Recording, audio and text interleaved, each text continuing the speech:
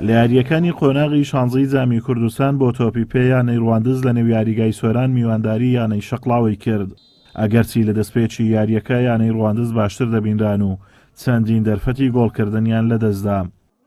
لە خولەکی سلوچار یاریزان ئەکرەم گۆڵی یەکەمی بۆ یانەی شەقڵاوە تۆمار کرد. گێمی یەکەمی یاریەکە بەو ئەنجامە کۆتایی هات. لە گێمی دووەمی یاریەکە لە خولەکی 64 یاریزان سەلاح حەسەن گۆڵی دووەمی بۆ یانەی شەقڵاوە تۆمار کرد و ڕواندزی بێ هیوا کرد.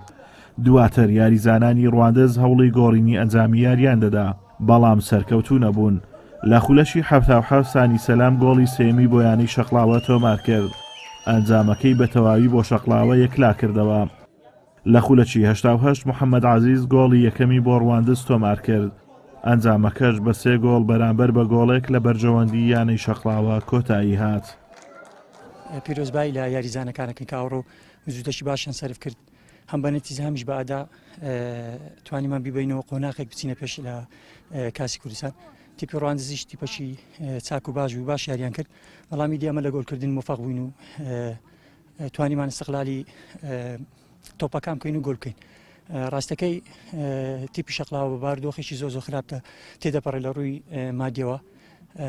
ئەو ئەنجامانە لە چاو ئەو وەزە خراپە جێگای دەستخۆشیە. ئەم بنسبەت یاری ئەم ڕۆمان بەرامبەریانی شەقڵاوە لە سەرەتادا ئێمە زۆر باش دەرکەوتین دوسێ فرسەی زۆر باشمانە بوو بەڵام ئیستیقلالی فرسەکانمان نەکرد. ئەو لە هەڵەکی فەردی خۆمان گۆڵی یەکەممان لەسەر تۆمار کرا. شەوتی یەکەم بۆ ئەنجامە کۆتایی پێهات.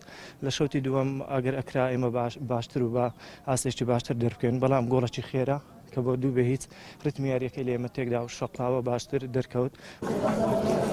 بەم ئەنجامە شەقڵاوە سەرکەوت بۆ قۆناغی 8 جامی کوردستان و یاریدا هاتووی لەگەڵ یانەی هەندرێن دەبێت لە یاریگای یانەی شەقڵاوە.